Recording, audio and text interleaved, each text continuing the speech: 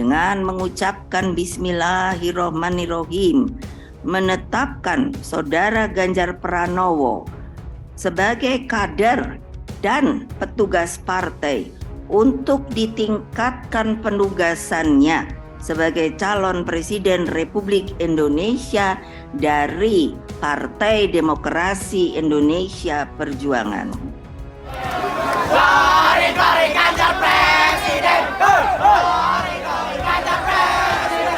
Pak, yang menonjol dari Ganjar, sebutkan satu saja. Bahwa terjadi penurunan dramatis angka kemiskinan dan jumlah orang miskin di Jateng semenjak Pak Ganjar Pranowo menjabat. Sebut saja penghargaan anugerah Parahita Eka Praya dari Kementerian Pemberdayaan Perempuan dan Perlindungan Anak atau KPPA pada tahun 2020 yang lalu. Yang jelas kemarin dapat award dari KPK sebagai membuat birokrasi itu lebih bebas dari korupsi. Itu Anda jelas. minta dong award KPK kepada Anies Baswedan kalau itu ukurannya. Main-main, penghargaan yang diterima Jateng pada 2020 lalu ini adalah penghargaan yang keempat berturut-turut. Ada juga yang mikirin rakyat sampai rambutnya putih semua, ada.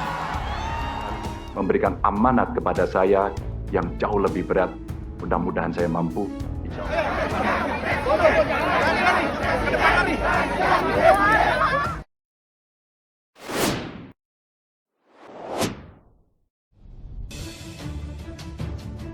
Ganjar musuh nyata Anies Baswedan. Kontestasi persaingan dalam Pilpres 2024 semakin menghangat. 3 calon yang muncul di beragam survei adalah Gubernur Jawa Tengah Ganjar Pranowo, Menteri Pertahanan Prabowo Subianto, dan ex-Gubernur DKI Anies Baswedan. 2 nama yang secara resmi sudah dideklarasikan sebagai capres baru, Ganjar dan Anies. Sementara Prabowo baru resmi diusung Gerindra, tapi belum ditengok bersama rekan koalisi PKB. Sejak deklarasi Ganjar Pranowo sebagai capres PDIP, dunia politik tanah air jadi hingar-bingar. Para petinggi partai politik jadi incaran awak media. Kebetulan, waktunya dengan Lebaran di mana banyak petinggi partai yang sekalian bersilaturahmi. Prabowo pun menyambangi Presiden Jokowi di Solo, publik pun jadi ramai. P3 mengumumkan dukungan terhadap pencapresan Ganjar, media juga ramai. Lalu para ketua umum koalisi Indonesia Bersatu atau KIB bertemu, publik ramai lagi. Apalagi awalnya ada rencana Prabowo bergabung untuk bertemu dengan para ketum partai KIB ini, namun gak jadi ya. Dan yang terakhir kemarin itu, Ketum Golkar menyambangi SBY dan AHY di Cikeas, publik pun ramai lagi. Di mana-mana menguntungkan Indonesia. Jadi kita tunggu tanggal main. Kita masuk timnya Pak Jokowi sebetulnya sekarang, ya kan? Cocok.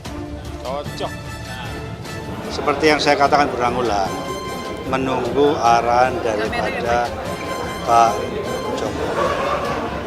Saya hanya bilang cocok gitu. Kita juga cocok.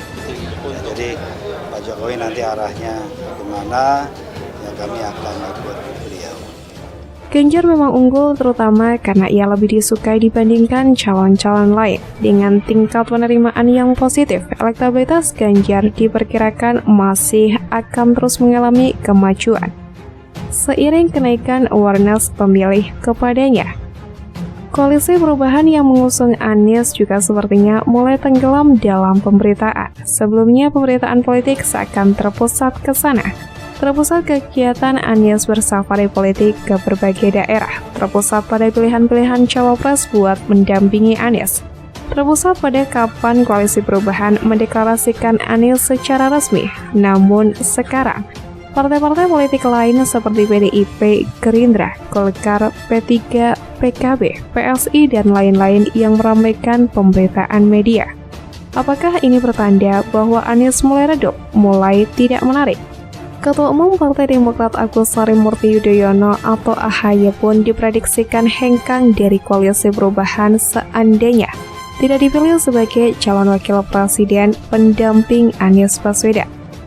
Sebab jika hanya memberikan dukungan ke Anies tanpa kadernya dipilih jadi calon RI2, Demokrat tidak akan banyak mendulang limpahan elektoral atau koktail efek. Menurut Umam, di internal koalisi perubahan, pencapresan Anies hanya akan memberikan limpahan elektoral ke Partai Nasdem dan Partai Keadilan Sejahtera atau PKS. Sebab Nasdem menjadi partai pertama yang mendeklarasikan mantan Gubernur DKI Jakarta itu sebagai calon presiden. Dengan memohon petunjuk darinya dan dengan seluruh kerendahan hati.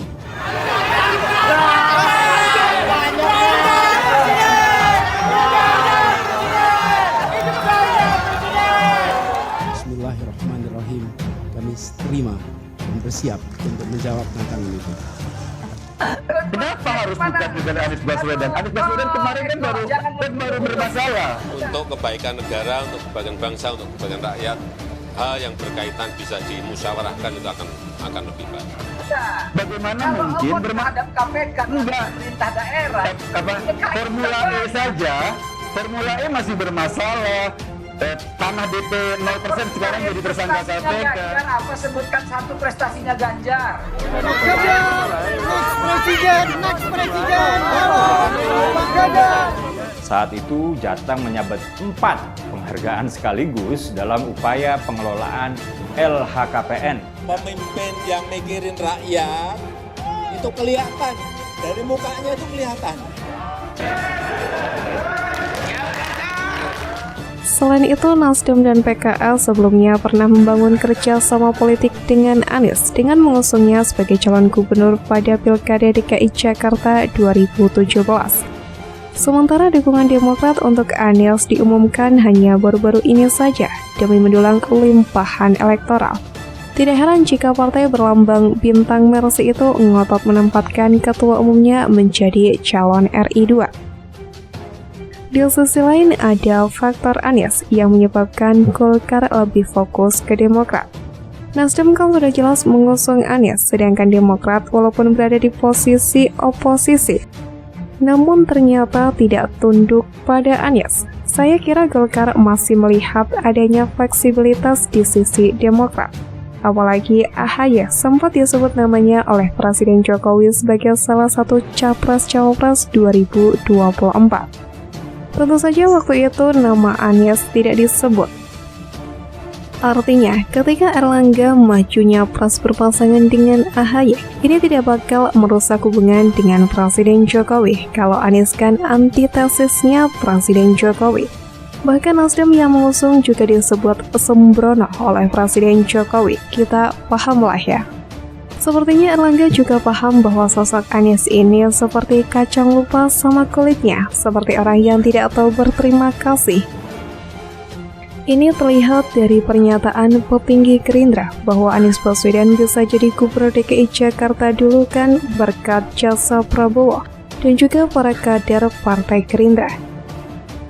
Waduh, karena Ganjar semua elit politik kelabakan, peta politik yang disusun rapi mulai buyar. Kita lihat saja ke depan